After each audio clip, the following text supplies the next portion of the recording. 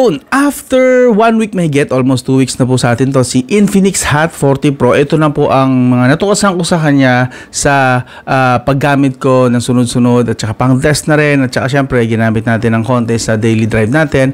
So ito na po yung mga natuklasan natin. Unang-una syempre, bago tayo dumiretso para maset ko na yung expectations nyo, ito po ay nagkakahalaga sa market. Currently na 6,990. Alright? Itong variant na to is 8GB, 256GB na storage. Dito sa specs pa lang, sulit na kaya siya sa 6,990. Okay? So unahin natin Android 13. Running on Android 13, XOS 13.5. MediaTek Helio G99 sa 6,990. Take note ha, 6,990 na price tag. Tapos meron kang 8GB RAM with 256GB na UFS 2.2. That's UFS 2.2 storage sa 6,990. Alright? Medyo nakakabuo na ba kayo ng conclusion nyo kung sulit ba to o hindi? Ang screen, that is 6.78-inch Full HD Plus with 120Hz screen refresh rate. Okay ba? At syempre, kita nyo yung fingerprint. Ang bilis ha? Panalo pa ang fingerprint. Talagang mabilis kung sa mabilis. So tuloy tayo. Ang brightness po nito is 500 nits. O yan, papakita ko sa inyo. Tinest natin to sa labas. Visible na visible po kahit po tanghalin tapat tutok sa araw. So maliwanag po ang kanyang screen sa mga tropa nating riders dyan or mga trabaho nyo, lumalabas kayo sa tanghalin tapat or sa araw basta maliwanag, makikita nyo pa rin po ang screen. So maganda na screen, malaki pa ang screen, 120Hz pa ang kaya ng screen at higit sa lahat, usable kahit tanghalin tapat. Solid, di ba? By the way, available na nga po pala ito sa lahat ng Lazada stores, even sa mall, online and offline. Sa mall, pwede na rin po ito mabili. Currently, alam ko available na siya. And sa mga flagship store ni Infinix. Siguro kung bibili nyo to sa online, I think mas mura yata sa online store, sa Lazada at sa Shopee. Iwan ko yung link sa video description or ipipin ko na lang sa comment section para hindi na kayo naghahanap at hindi kayo nai-scam ng ibang mga stores. Okay? So, ang ilalagay ko lang ay official at saka flagship store na Lazada at Shopee ni Infinix mismo. Para legit, iwas tayo sa scam. Okay? Continue tayo sa display. As you can see, ito po ay punch hole display. Okay, and currently meron na rin po siyang installed na screen protector. Kung nakikita nyo, ayun na, yan. May screen protector na rin siya. So kahit paano is protected na po ang inyong screen dito. And kung mapapansin nyo, slightly makapal lang yung bezel sa ilalim, but the rest, okay naman siya. Tsaka, hindi nyo na siguro ireklamo sa laki ng screen nito. This is 6.78 inch. Again, almost 6.8 inch na siya. Phablet size na talaga to. So, panoorin talaga. Good sa mga mahihilig manood ng YouTube, ng Instagram, mag-social media, and even Netflix. Yes, Netflix. Kasi po, supported po nito ang Widevine Security L1. Yes, makakapanood po kayo sa Netflix ng Full HD Plus or 1080p video streaming. Okay? And of course, dito pa rin tayo sa display. Supported niya, last I check, ang hanggang 120Hz screen refresh rate. So, during this test, ginamit natin syempre is 120Hz screen refresh rate lang. Ang kinaganda sa mga Infinix like this one is supported niya 120Hz tapos pwede ka lumipat ng 90 and then lumipat ka ng 60 or mag-auto switch ka. Kasi yung iba, wala yung 90, di ba? Usually. Pero sa Infinix at sa mga kapatid niya mga brands, meron talagang hiwalay na option para sa 90Hz. So, okay na okay sa akin to sa part na to. And kung mapapansin nyo, pwede rin po kayo mag-adjust ng color temperature dito base sa trip nyo. Pwedeng warm, pwedeng cool, or pwedeng default lang. Pwede, depende sa trip nyo lang naman yan. Or depende sa gusto nyo pag nanonood kayo na quality ng kulay. And syempre, pagdating sa touch, pwede nating iset sa ultra fast, yun. And then motion speed, fast din. Then pagka-direct natin sa touch sampling rate, kaya po niya hanggang 250Hz touch sampling rate. So, pwede po siya sa gaming kasi goods na yan. Lagpas na tayo ng 100. So, smooth na siya kapag naglalaro kayo ng gaming. Papakita ko na lang sa inyo mamaya. And finally, of course, ilan ang kaya niyang touch supported. Kaya po niya hanggang 5 multi-touch. Okay? 5 multi-touch. Solid to sa mga gumagamit ng maraming daliri habang nag-gaming. Pwede. Ngayon, sa audio naman, kung mapapansin nyo, meron tayong speaker sa taas. Yes, may dedicated sa speaker sa taas at meron din po tayong dedicated na speaker sa baba. So, that means stereo experience dito, mas immersive. And ito na lang, paparinig ko na lang din sa inyo.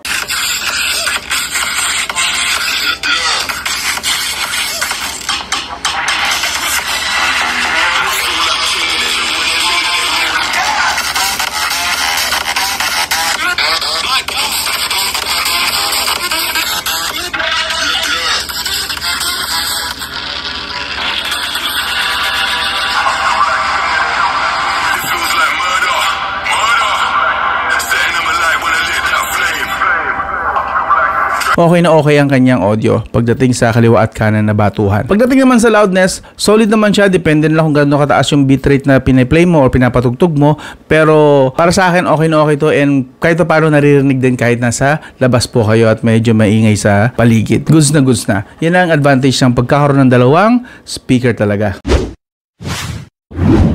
Ngayon, lipat tayo sa connectivity. Kung usapang Wi-Fi naman, maaasahan din naman po siya. Yes, kaya po niya humataw hanggang 200 Mbps. Yes, nagamit ko na rin to ng ilang beses dito. For the past week, lumalagpas talaga siya ng 200 Mbps dito sa aking Wi-Fi. And speaking of Wi-Fi, supported po niya hanggang 5 GHz. That's currently, the whole time, nakakonect lang po siya sa akin 5 GHz Wi-Fi. And syempre, supported din niya ang 2.4 GHz kung gusto niyo ng 2.4 GHz or 2.4 GHz lang kaya ng router niyo. But syempre, kung meron kayong 5 GHz sa bahay, supported ng router nyo, go for 5 GHz kasi reliable po kasi ang kanyang speed talaga. Kita nyo naman, di ba? And even sa mobile data, switch tayo sa mobile data. Test natin kung anong kalalabasan. As you can see, kahit mahina ang mobile dito sa area namin, is nakakasagap naman siya. Nakakalagpas siya ng 10 Mbps. So this is good news pagdating sa mobile data speed niya. Okay? Usually kasi kapag mga budget smartphone, usually hanggang 5 Mbps lang. But this one, nakakalagpas po siya ng 10 Mbps. So good job dito kay Infinix na dito. Kahit mahirap ang signal dito sa area namin, naka 14 Mbps, kita nyo naman, di ba?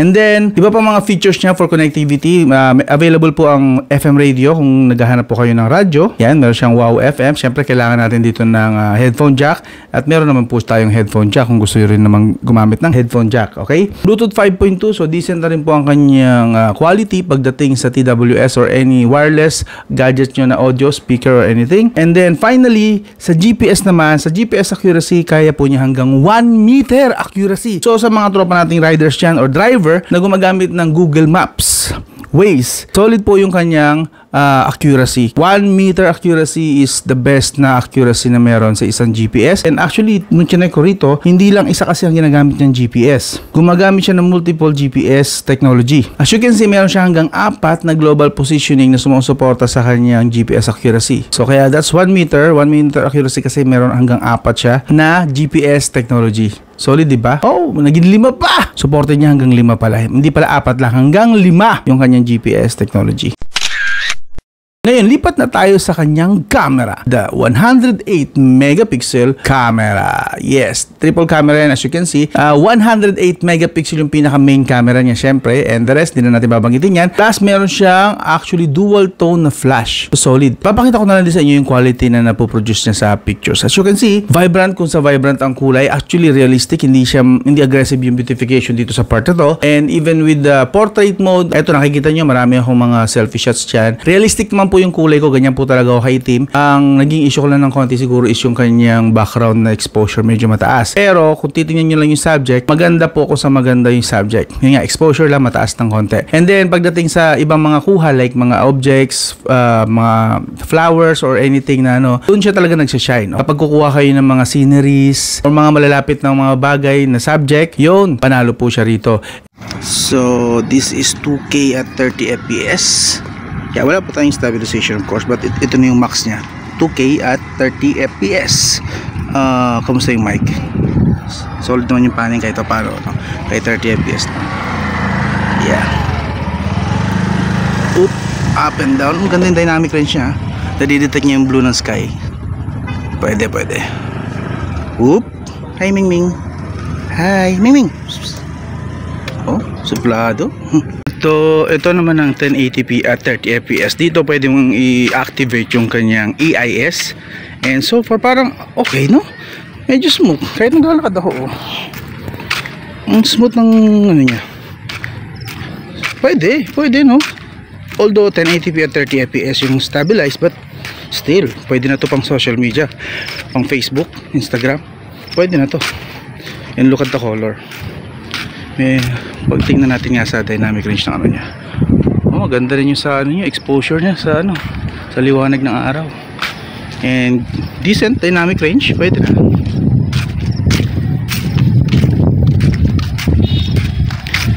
Yeah, pasado sa akin to. Kamusta naman yung kanyang microphone? And of course, sa front camera meron tayong 32 megapixel. Kamusta naman? So ito naman po yung mga kuha niya. Okay, dito sa front, kaya niya 2K at 30 FPS din, which is good. Front pwede. And hindi supported ang EIS pag nag 2K at 30 FPS ka. Pero maganda yung quality. Yun nga lang, medyo overbright yung background. So sa exposure, medyo hindi siya ganun ka superb. Siyempre, sa budget ito. But looking at the subject, ako, realistic yung kulay ng balat ko rito. And okay din naman. And okay din yung trend sa background. Diba? Ngayon, lipat tayo sa EIS sa 1080p at 30 fps kung okay yung stabilization. Kumusta yung mic? So this one has the electronic image stabilization, and kitang kita ko agad yung improvement tong pagka-stabilize. This one, nag-work yung kanyang image stabilization, no? Pansin nyo? Yan, yes, I'm walking medyo okay, ayun, medyo mataas pa rin ang exposure ng background, but the subject, yung ako, yung mismong kinukuhanan, realistic naman ang kulay, so winner ako dyan. Panalo sa akin yan, and sweet spot sa akin itong 1080p at 30 fps with EIS, both front and back. Parehong nag-work ang EIS, electronic image stabilization lang po, pero very good.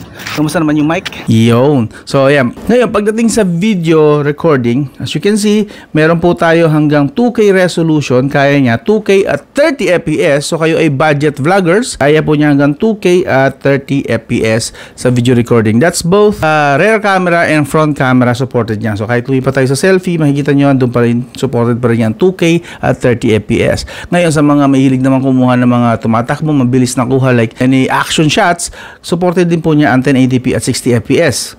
So hindi na lugi to, maganda to. Both din po yan, front and back, 1080p at 60 fps. Both po front and back, 1080p at 60 fps. Ngayon, wala po siyang OIS obviously, para 6,990 masyado namang OA kung maghahanap pa kayo ng OIS dito. Pero meron po siya actually EIS na tinest ko na slightly gumagana yung EIS. Medyo may konting improvement naman kahit pa paano. And even if tinry natin sa low light, actually, not bad. Ganda pa rin ang kulay, buhay na buhay pa rin, magagamit. Very usable po lahat ng mga images na makukuha nyo rito. Wala pong tapon sa mga images dito. Of course, hindi nga lang siya from flagship level, but at least the 6,919 na price tag, sulit na po. Okay? So sa camera, para sa akin, solid na. Para sa kanyang price tag. Okay? Binabase natin to sa kanyang price tag Kaya tingin ko sulit na sulit to kung price tag niya ang pag-uusapan. Lipat naman tayo sa battery syempre. Dito sa battery, itong si Infinix Hot 40 Pro is merong 5,000 mAh battery na mayroong 33 watts fast charging. Yes, supported po niya ng 33 watts, and that means 15% to 100% base sa test ko ng ilang araw, full charge na po in 1 hour and 10 minutes. Pwede na, 'di ba? Hindi na masama 'yon. 1 hour and 10 minutes again sa kanyang test.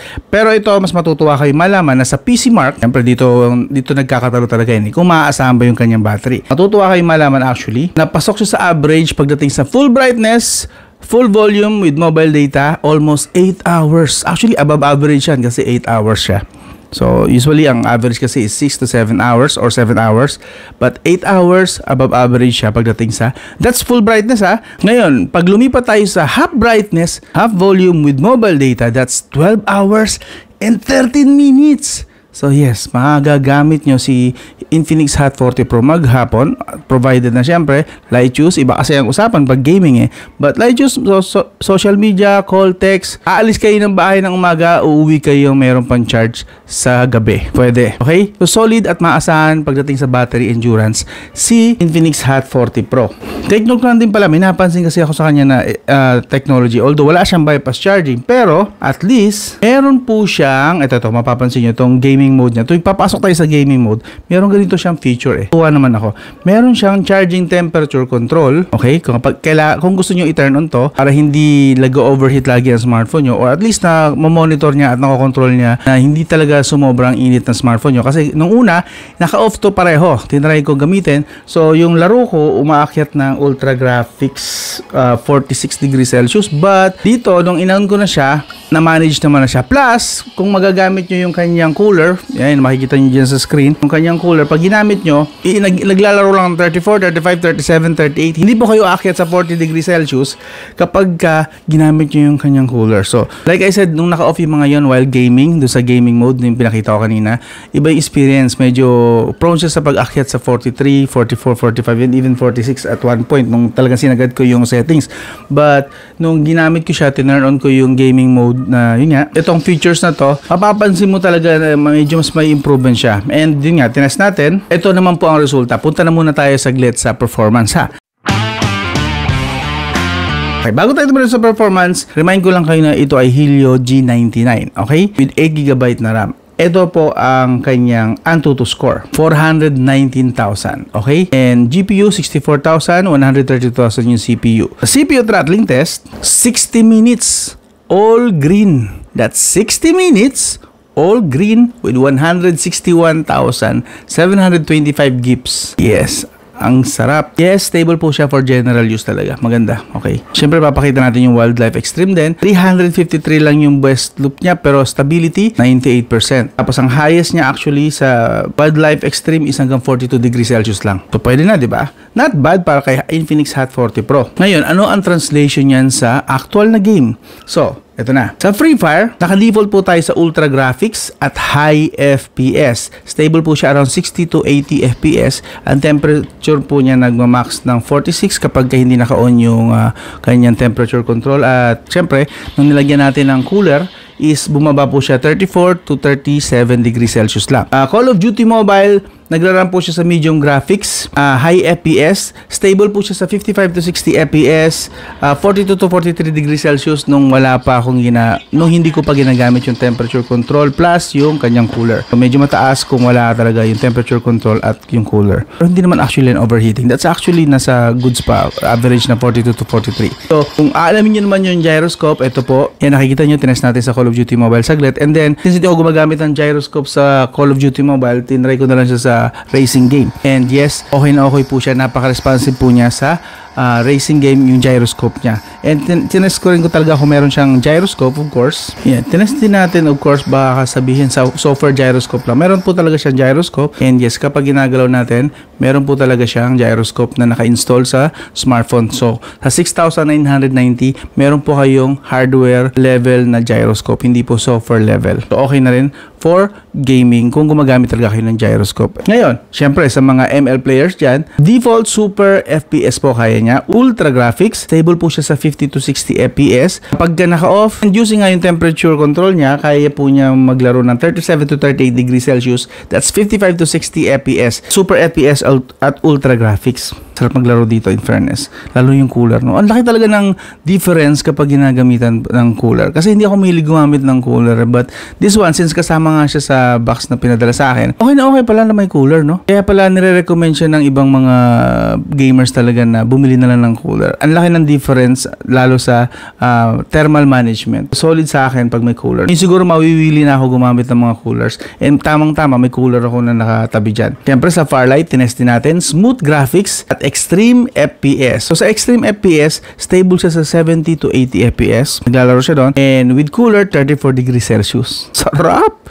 Cooler for the win. PUBG runs at HD graphics naman, high FPS. Stable po siya sa 30 FPS. Ito, talagang stable siya sa 30 FPS. Bumaba man siya siguro mga 2 FPS, 3 FPS, at best 5 FPS. Pero bira. Most of the time, 29, 30 FPS. At stable din po siya sa 34 degrees Celsius on cooler. Sa Genshin Impact, ito yung pinakamabigat syempre dito. Kaya niya lang po hanggang low settings. Pero 45 FPS sinet ko. Hindi ko siya nilagay sa 30 FPS. 45 FPS para mas dagdag smoothness. And actually, nag-i-stable siya sa 30 to 45 FPS din. Naglalaro siya doon. Hindi siya nag-i-stay sa isang mas maliit na FPS na gap or margin. Pero 30-45 FPS, solid na. 37 degrees Celsius using the cooler. Ang laki ng difference. Ang tagal ko naglaro, almost 1 hour dyan. Hindi talaga umakit siya ng 40 degrees Celsius. So, winner kapag may cooler talaga, okay? Ipata tayo ngayon sa The Verdict. So, for the 6,990, again, emphasis ko lang yung 6,990 na price tag niya. Para sa akin, kailangan natin i-consider ngayon yung mga kaya niyang i-offer. Okay? Unang-una, 256GB storage to. 256GB sa 6,990. Okay? Tapos, meron tayong 6.78 inch. 6.78 inch na screen na may 120 Hz screen refresh rate support at vibrant na display. Kita nyo naman, oh. Buhay na buhay ang pinapanood natin yan pag nanonood kayo dito ng mga makukulay na panoorin. Yes. And nabanggit ko rin ba na yung 256GB storage ay UFS 2.2? Tapos, battery life. Solid yung battery life based on actual test. Pwede siya magagamit nyo siya maghapon, provided na hindi nyo tatadtarin ito ng gaming maghapon. Syempre, iba ang gamit ng battery during gaming. Sa camera, decent na. So 108 megapixel niya sa rear at 32 megapixel sa front. Okay na ako dito. Realistic yung kulay ko dito. Tapos yung mga objects at mga lugar-lugar, realistic. Hindi boosted ang kulay. Winner na sa akin to. Very decent po yung camera niya talaga. So para sa akin, thumbs up sa akin to. Thumbs up. Of course, hindi rin naman talaga siya perfect. This is Helio G99. Hindi naman talaga ito designed for gaming, but it can game as you can see, and with stability, plus kung gagamitan nyo ng cooler, added stability rin lalo sa thermal, winner na sa akin to. So ikaw boss, baka iba kasi ang criteria mo, iba yung requirement mo. Para sa akin, sulit na kasi to for the price. Ang hirap naman mag-demand pa ng flagship level sa price tag na 6,990. So wala emphasis yun kasi baka mamaya ang mga binabanggit yun ay walang OIS. Oh wow ha? Wow! Ay walang Sony IMX 900 Plus. Wow! Hindi ganon. Let's be realistic. Ang ganda ng offer dito actually sa Infinix Hot 40 Pro. Not bad para sa akin. I can recommend this sa price tag na meron siya. So Infinix Hot 40 Pro, goods. Ikaw boss, tingin mo, sulit ba sa'yo ito? Kung oo, iwan ko yung link sa video description, gamitin mo. Doon ka na lang boss bumili para hindi ka na-scam. Legit po yan. And maybe mas makuha mo pa ito ng mas mura kapag ka nagkaroon ng sale or magkakaroon ng Shopee, Lazada discount. Yeah, abangan nyo. So, iwan ko yung link sa video description or ipipin ko na lang sa comment section para diretso click na lang kayo agad kung interesado kayo dito. So, hanggang doon lang. I hope consider nyo mag-subscribe, like, and share. This is Hotman. I'll talk to you again soon.